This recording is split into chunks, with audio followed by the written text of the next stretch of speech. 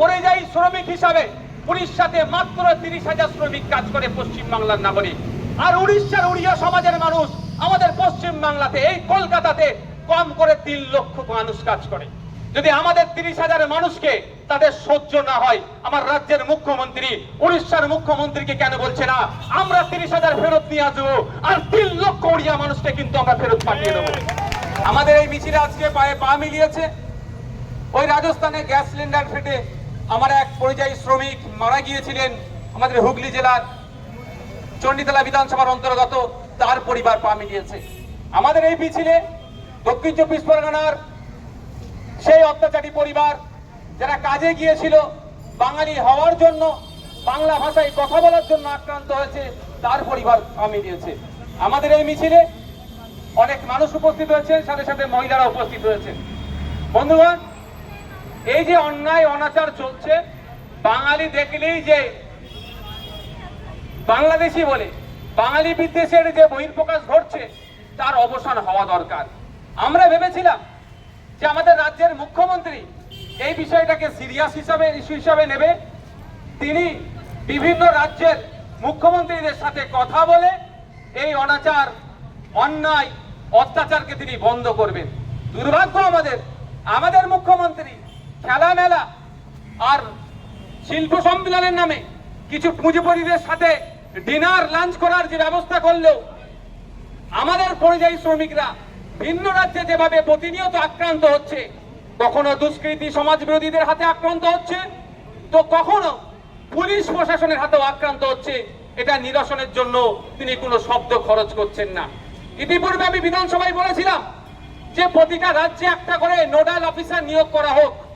যে রাজ্যের nodal officer থাকবে, সেই রাজ্যে কোন শ্রমিক, পরিযায়ী শ্রমিক যদি আক্রান্ত হয়, সেই অফিসারের সহযোগিতা নিয়ে বা কোনো সমস্যার সম্মুখীন যদি হয়, সেই অফিসারের সহযোগিতা নিয়ে এই সমস্যার সমাধান হবে। কিন্তু সেটা করেনি। আমাদের দাবি ছিল যে যেভাবে অন্যায় অনাচার বেড়ে যাচ্ছে, আমাদের রাজ্যে কর্মসংস্থান তৈরি করতে হবে। স্পেশাল ইকোনমিক জোনগুলো দেখলে দেখা যাবে সেই ফলতা থেকে শুরু করে কল্যাণী পর্যন্ত, যেখানে একটা সময় 5 লাখ শ্রমিক কাজ করত, এখন 50,000-এর নিচে চলে এসেছে। অর্থাৎ রাজ্যের কাজ নাই, কাজ থাকলেও শ্রমের মূল্যায়ন করা হচ্ছে না।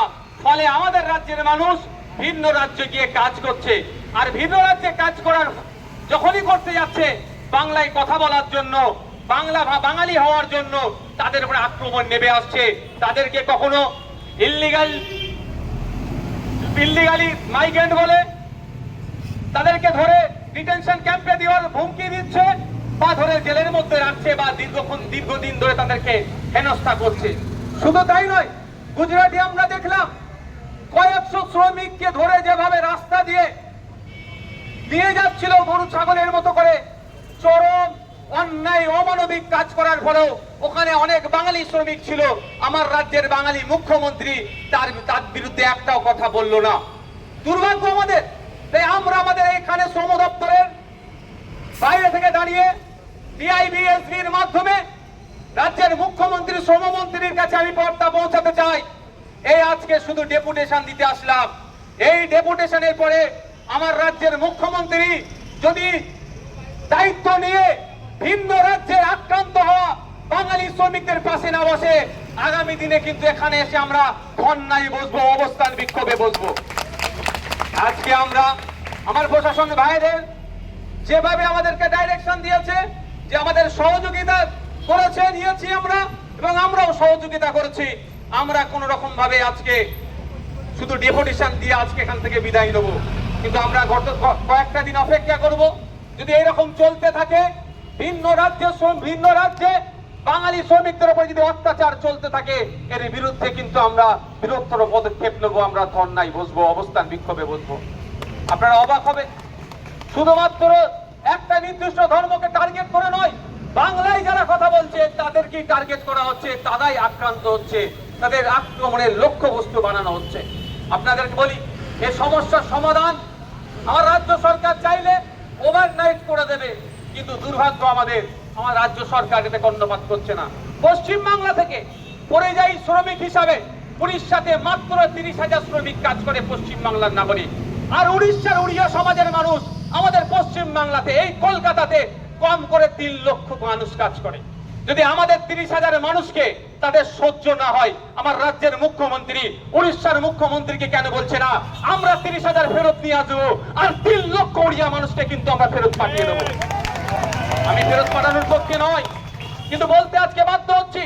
তো আপনার উড়িষ্যাতে গিয়ে বাঙালিরা আক্রান্ত হবে, আর উড়িষ্যার মানুষকে আমরা আমাদের কলকাতা পুলিশ, আমাদের বেঙ্গল পুলিশ, আমাদের রাজ্য পুলিশ আমরা আমাদের বুকে আগলে রেখে তাদের নিরাপত্তা দিয়ে তাদের রুজি রুটির জায়গা করে দিচ্ছি। 3 লক্ষ মানুষকে যদি পারি, আমাদের 30,000 মানুষকে কেন উড়িষ্যার মানুষ পারবে না? প্রশ্ন করবেন না? এই প্রশ্ন আমাদের করতে হবে। এর সমাধান আমার রাজ্যের মুখ্যমন্ত্রী পারবে। আমি আপনাদের দায়িত্ব নিয়ে বলছি, বিহারে খুব বেশি হলে 50,000 মানুষ পশ্চিম বাংলার আছে। কত মানুষ? 50,000 মানুষ। আর বিহার